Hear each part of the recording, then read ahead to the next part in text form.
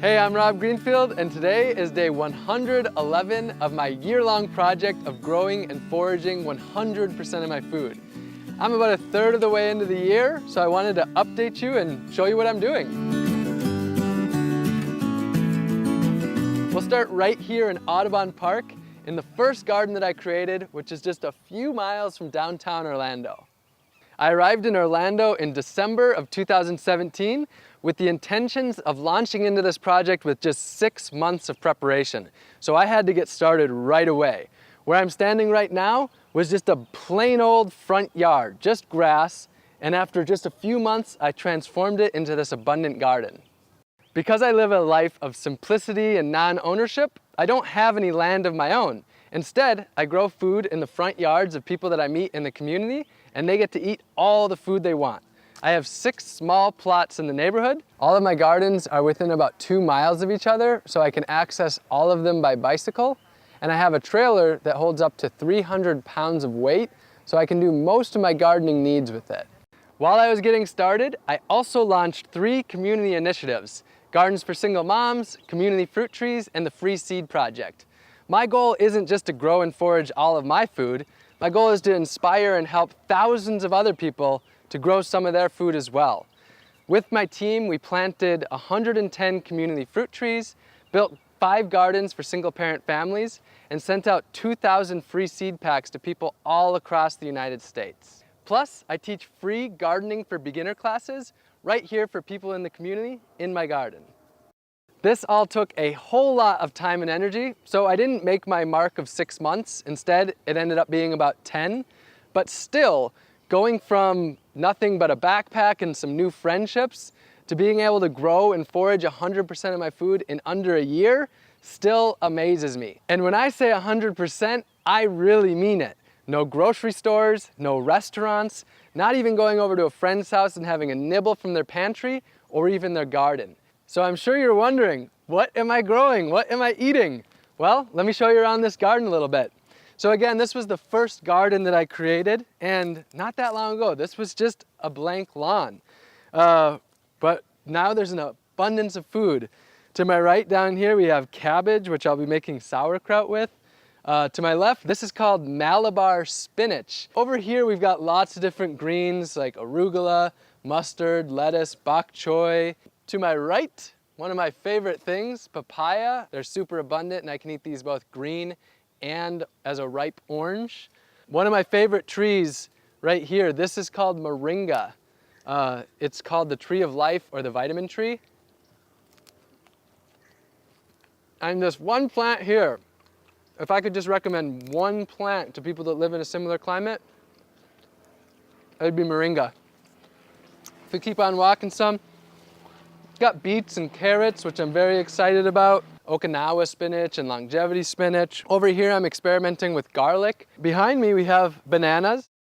This is a really great one. You know, I consider it a green, but it's actually more of a purple or red. It's cranberry hibiscus. Adds a lot of variety to salads, taste-wise and color-wise. Another great one over here is katuk. And this is another bushy green that produces year-round, another perennial green. Very different flavor, almost a little, I don't know, nutty or something like that. So this is one of my gardens. I have about 50 or so different foods growing here. And so far I've eaten about 110 different foods, whether that I've grown or that I've foraged. A really important one I have to mention is my calorie crops. So I grow yucca, sweet potato, and yam. So I can put those in different plots throughout the neighborhood. So that's this garden. I have about 6 throughout the neighborhood. Another one of my favorites is the one that is in the front yard of where I have my tiny little homestead set up, and that is where I'm going to take you next. Perfect. Welcome to the front yard at my tiny house homestead. So again, this, about a year ago, was just a front yard with no food growing at all. And this is where I do a work exchange to set up my tiny house in the backyard. One of the things that I'm really excited about is community fruit trees. To my right here, I have a mulberry tree, and to my left, I have a loquat tree. These are community fruit trees that anybody can pick from just walking down the street and enjoy the fruit. Right here where I'm standing right now, this is young, but this is all gonna be native flowers that are beneficial for local pollinators, butterflies, bees, and so on. Something I'm really excited about is pigeon peas. Pigeon peas are super productive and they're a great source of plant-based protein. I've grown probably about 200 pounds of sweet potatoes over here in this little section, that one little plot next to the driveway. This little section here is annual greens, so I have drip irrigation set up, so this is really easy to take care of and really designed for the homeowner, especially for when I leave, to have a very easy to manage place to grow a lot of greens and vegetables. It's pretty productive what you can do with a pretty small amount of space. Behind me is the little herb garden. So that's just a little taste of this front yard. And now I want to show you my tiny house homestead back here. So welcome to my little homestead. This place pretty much exists for the purpose of my food. And the house itself, at 100 square feet, pretty much exists for the purpose of my food as well. This is where I store a lot of food, as well as, lay my head down at night and relax during the day. I'll start here. This is one of the most prominent things people always see. I get comments all the time, show us your gourds, what's the deal with the pumpkins? And these are not gourds, they're called Seminole pumpkins. And the most beautiful thing about these is these can preserve for over a year, up to 2 years. Here in the heat of the summer, I don't have air conditioning. These are actually from last summer and they're still solid, still strong. This is my little fermentation station. This adds just a lot of joy, flavor, nutrition to my life. A centerpiece of that is Sandor Katz's Wild Fermentation, an incredible book that I recommend so much. It's got many of the recipes for what I have here. I've got honey wine, jun, fermented radish and turnip, fermented green papaya. I've got different vinegars, also fire cider. So one of the most frequent questions I get is, what am I doing for oil? And that would be coconut oil. One of my favorite foods outside of this year, and one of my favorite foods inside of this year. Coconuts are a true blessing, and I forage these from the coastal parts of Florida and press it down into my own coconut oil. Another really important thing is salt, and that's also from the ocean as well. I am almost out of salt. I have some being boiled right now on the fire, and this is just as simple as boiling the salt water, evaporating the water, and you're left with the sea salt. So here I've got pigeon peas that I showed you out in the front yard. I have these in a couple places throughout the neighborhood. Great source of protein. They can be dried or they can be eaten fresh. Here is southern peas. There's still some shell in there, but these have been really great, really adding some variety to the diet. Some of this is grown in the garden, some of it's foraged. This is foraged. These are reishi mushrooms, one of the most important medicines that I have. Because I'm growing and foraging 100% of my food, that includes the medicine, so I have to grow my own medicine or forage it. Another medicine here is elderberry, and I use this and my honey, and I make elderberry syrup, which is one of the greatest natural medicines for fighting off colds and flus. Caffeine. A lot of people wonder, what do I do for, about the fact that I can't have coffee? Well, the good news for me is I've never been a coffee drinker, but I have something called Japan Holly, which is the North American version of yerba mate. So it's caffeinated, about the same level of caffeine as coffee or yerba mate. This is the section where I store lots of fruits, papayas. This is a yam. I collect these from the wild and I also grow them. Good old sweet potatoes. I've eaten probably maybe a couple 100 pounds of sweet potatoes already. These are oranges. You've got wild oranges here. I've probably had these for a month or a month and a half, 2 months. Got passion fruit here as well. Grapefruit from a tree in a public park about a few miles away. So that's just a bit of a view into the fruit that I am growing and foraging.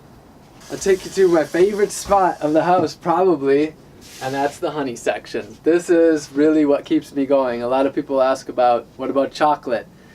No chocolate for this year. It doesn't grow in Florida.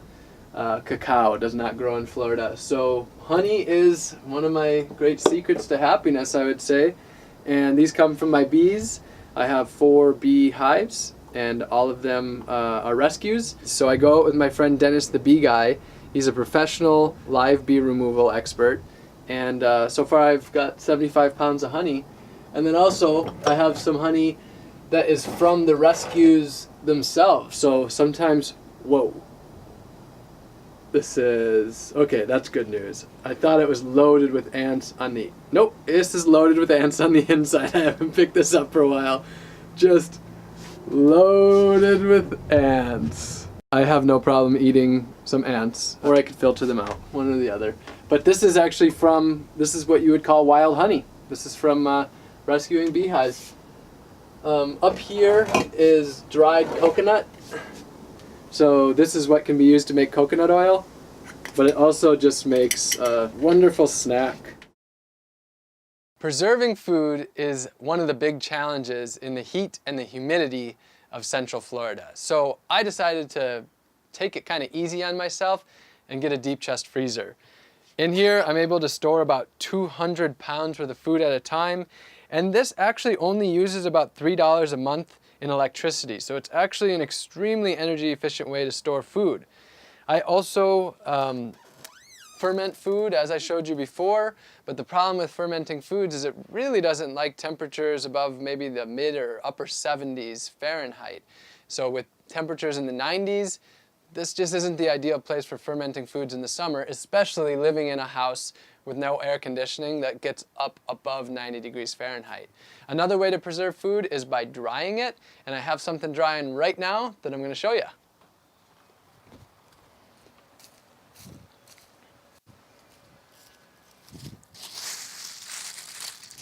So these are pigeon peas. I let these dry on the tree, harvest them, and then once they're dry I can store them in jars, and then I can cook with them. So speaking of cooking, next up, the kitchen. I happen to have a few things drying right now, things that I processed today. I've got holy basil, mint, lemongrass, and green onions. So all of these will go into the dehydrator. This is going to be great for traveling so that I can actually bring some dry foods with me when traveling, tea and herbs.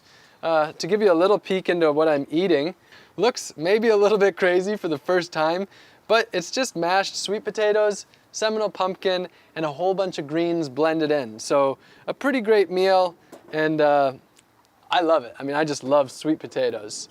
And of course, wouldn't be complete without talking about what water I'm drinking. Almost all of the water that I drink, I harvest from my roof right here. Growing and foraging 100% of my food for the year doesn't mean that I can't drink from faucets. So I still am drinking from faucets, but most of the water comes from my roof, right through this purifier, this Berkey, and then comes out as fresh, clean, delicious drinking water. So I spend a lot of time here in this kitchen, in this yard, in the house, whether it's cooking 3 meals a day, processing food, doing time-intensive things like making coconut oil. So I spend a lot of time here.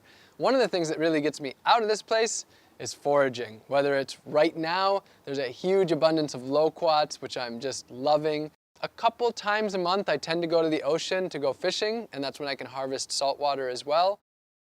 The world is an extremely abundant place if we just have the knowledge to see what is growing and edible all around us. 111 days into the year and I feel exceptionally well. But of course, I'm not gonna lie. There are many days where I am down and just tired out. This is a very challenging project and it takes a lot of time, but extremely worth it and just incredibly rewarding.